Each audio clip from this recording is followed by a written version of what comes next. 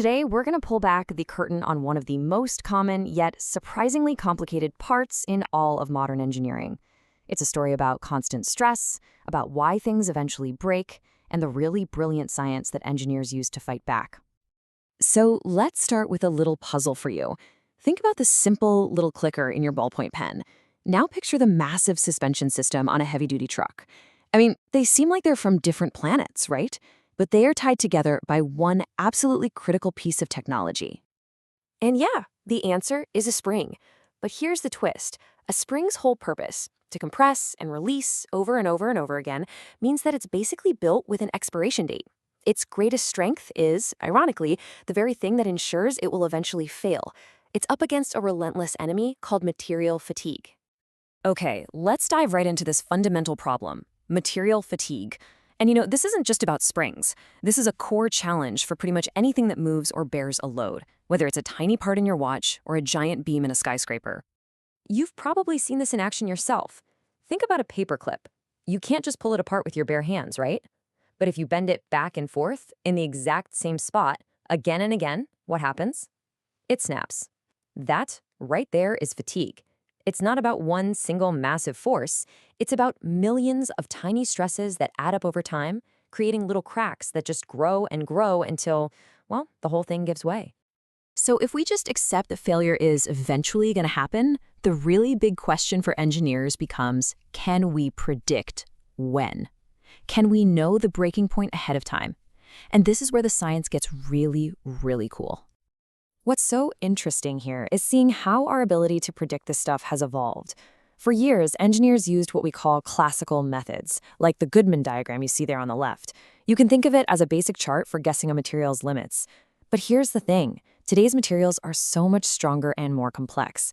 As research from folks like Nowinski shows, those old models just don't cut it anymore.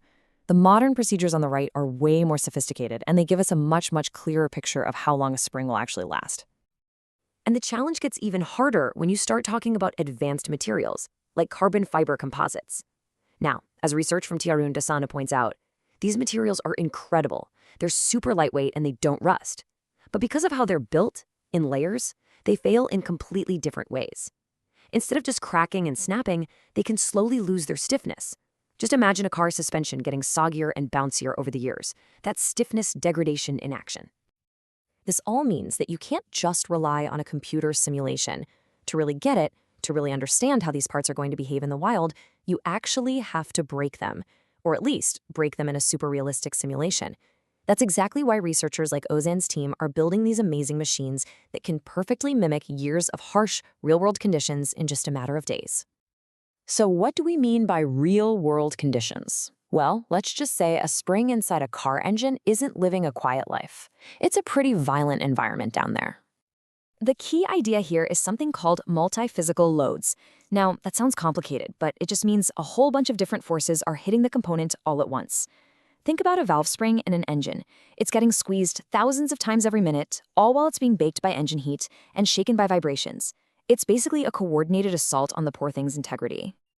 And this multiphysical attack leads to a few different ways these parts can fail, especially the composite ones. You can see from this chart, heat-related fatigue is the #1 problem, causing about 35% of failures. And right behind that is something called delamination. The easiest way to picture it is like layers of plywood peeling apart, but it's happening on a microscopic scale deep inside the material. This slide shows that delamination process perfectly. Brilliant work by Wang and colleagues actually maps out this whole deadly chain reaction. So first, heat builds up. Then, the resin and the carbon fibers inside, they expand at different rates, which creates stress. Tiny little cracks start to form where the two materials meet. Those cracks grow, the layers start to separate, and eventually, the fibers just pull right out. The whole thing fails from the inside out. But here's where it gets good. Because by understanding exactly how and why things break, engineers can get incredibly creative and design ways to stop it from happening. This is where failure gets turned into progress.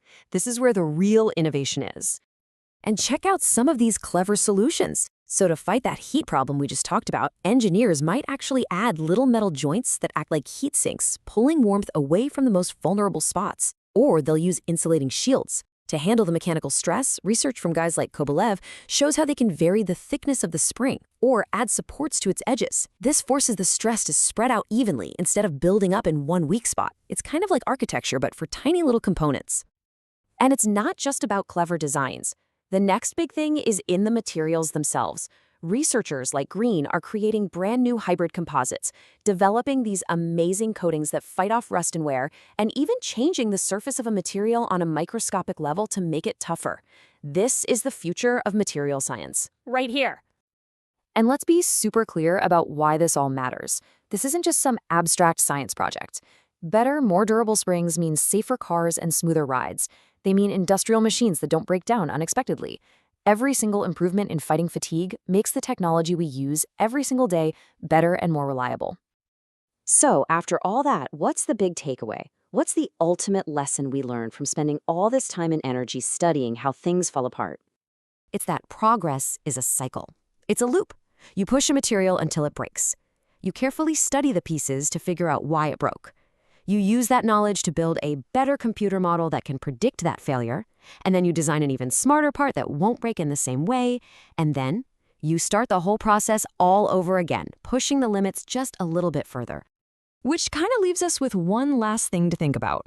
We just saw the incredible complexity hiding inside something as simple as a spring.